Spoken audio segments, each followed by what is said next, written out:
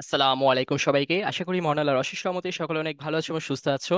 আমরা চলে আসছি আবার আমাদের অর্গানিক এক্সাম ব্যাচ নিয়ে, এবং এবার এইচএসসি 25 ব্যাচের জন্য।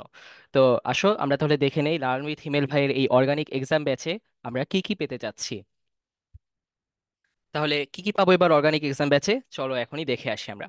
তো ইউটিউবে যে ফ্রি প্লে লিস্টের 88টা ক্লাস আছে, সেই 88টা ক্লাস করতে গিয়ে অনেকেই দেখা যায় ভয় পেয়ে যায়।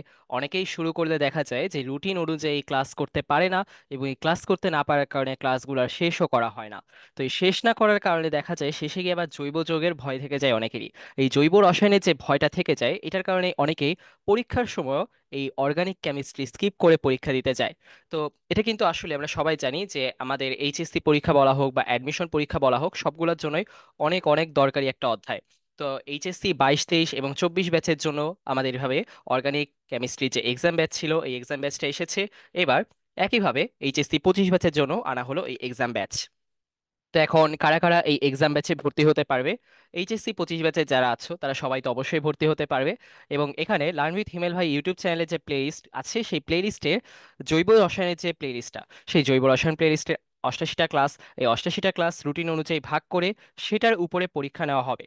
তো সবগুলো ক্লাস শেষ হলে এটার পরে যে রিভিশন ক্লাসগুলো আছে সেগুলোর উপরে পরীক্ষা হবে। এবং পেইড ব্যাচের কেউ যদি চাও তারাও ভর্তি হতে পারবে, কারণ পেইড ব্যাচের যে ক্লাসের টপিক আছে সেগুলোর সাথে মিলিয়েও কিন্তু রুটিনটা আসলে বানানো হয়েছে।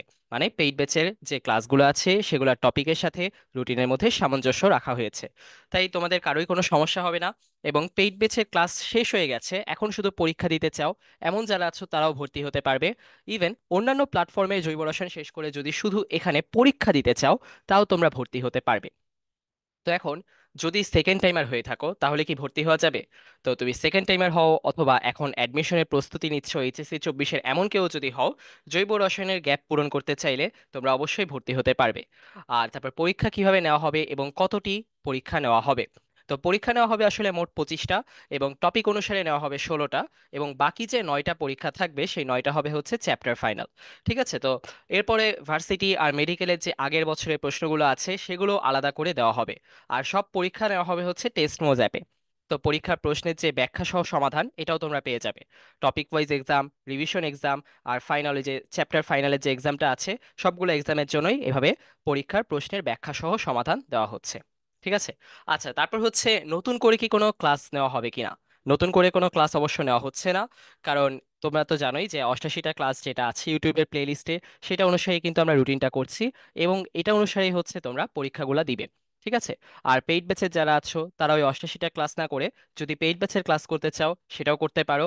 অন্যান্য প্ল্যাটফর্মের ক্লাস করেও যদি এখানে পরীক্ষা দিতে চাও তাও দিতে পারবে। কারণ সবগুলো টপিক কিন্তু লিখেই দেওয়া থাকবে পরীক্ষার সময় যে কোনটা কোন টপিক থেকে নেওয়া হচ্ছে। তাই তোমরা ওই অনুসারে পরীক্ষা দিতে পারবে, এবং আশা করা যাচ্ছে তোমাদের কোনো সমস্যাই হবে না। তারপর পরীক্ষাটা শুরু হবে কবে থেকে? তো প্রথমে তোমাদেরকে রুটিন অনুসারে ক্লাস করতে দেওয়া হবে।